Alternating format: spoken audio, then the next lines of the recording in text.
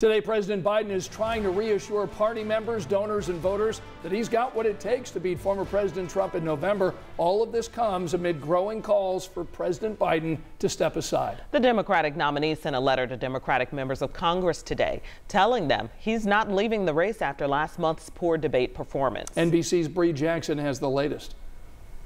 My name's Joe Biden. Facing intense pressure to prove himself, President Biden campaigned in Pennsylvania Sunday, seeking to fight off criticism about his chances of winning re-election. I've been doing this a long time, and I, honest to God, have never been more optimistic about America's future if we stick together. But members of his own party have their doubts. Nearly a dozen House Democrats have called on Biden to drop out of the presidential race after concerns about the 81-year-old's poor debate performance.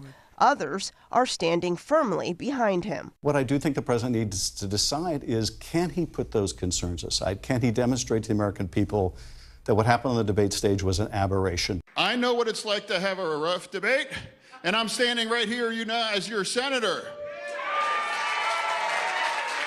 President Biden phoning into MSNBC's Morning Joe to make his case for staying in the race. The bottom line here is that we're not going anywhere.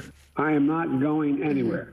I wouldn't be running if I didn't absolutely believe that I am the best candidate to beat Donald Trump in 2024. The Biden campaign is still working to convince the public that he's capable of leading the country for 4 more years. I think he's done a great job. However, I think that now's the time for Joe Biden to be the statesman, step down. I find it fascinating that nobody's asking for his opponent, who's almost as old as he is, mentally fairly confused, not to step down or step aside. President Biden insists he's staying in the fight.